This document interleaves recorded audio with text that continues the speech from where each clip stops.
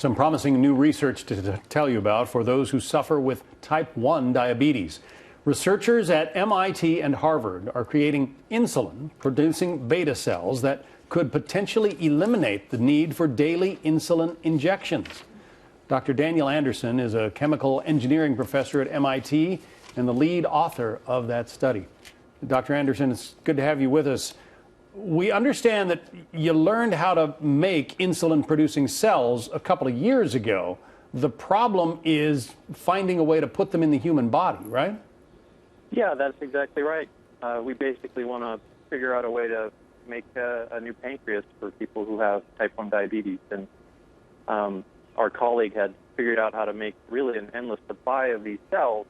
But the trick is, how do you get them to survive in patients whose own immune system would kill them?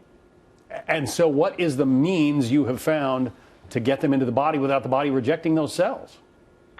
Well, we spent about 7 years actually trying to figure out the right materials that we can use basically as an invisibility cloak, so to wrap the cells in this layer of material that will protect them from the immune system but still allow them to live and function and control blood sugar. And so it really was a sort of huge effort to try to find the correct materials that would do this.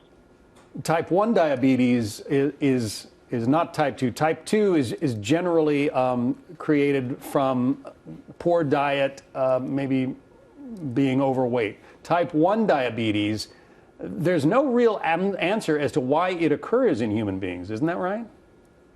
Well, I mean, I think scientists have studied this disease for quite a while, and there's a lot that's known. But I think, the real challenge is how do we treat people, and how do we, treat people in particular in the long run, where having these changes in blood sugar really can cause long-term morbidity in patients.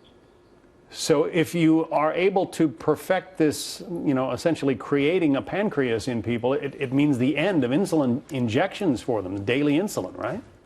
Well, that's certainly the dream. We'd like to give people a new pancreas that's protected from their immune system, that can really function like it would in a healthy patient, but would not be subject to this destruction over time. So, and how many people in this country or worldwide, how many people potentially could benefit from this research? Well, certainly millions if we can get it to work in patients.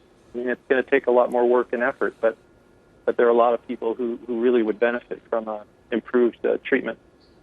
What about the expense of it? Are you able to project what it would cost an individual patient to undergo this kind of treatment, or is it too early for that?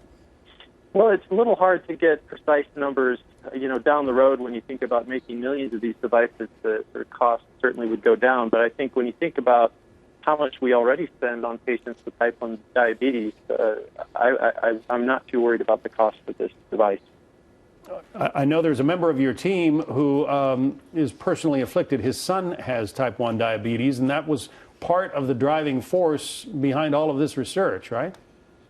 Absolutely. In fact, many of my team members have family members, friends, and also the research was funded by the Juvenile Diabetes Research Foundation and the Helmsley Foundation, which are groups who also have, friends and family that suffer from this disease. It's a very common disease, and it really affects a lot of people. It's got to be exciting to be right on the cusp, right on the threshold of this kind of breakthrough, and yet you still will have to go through so much more testing and FDA-supervised testing, I suppose. Do you get a little impatient at times? I'm continually impatient. We're all sort of very impatient to try to get this to patients as soon as possible, but we also recognize it's a complex problem. It's an important problem, and we just have to work hard to get this to happen.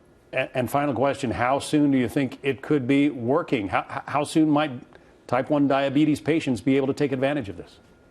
Well, I guess in a best case scenario, we could see starting tests in patients in a couple of years, but to really envision having a manufacturing facility that would make an optimized device for millions of people, that's certainly going to take some time. But we're working hard on this, and we certainly hope to learn more soon. Yeah. Congratulations on the work. It sounds fascinating, and I'm sure there are millions of people out there who hope it goes well. Dr. Daniel Anderson from MIT, thank you.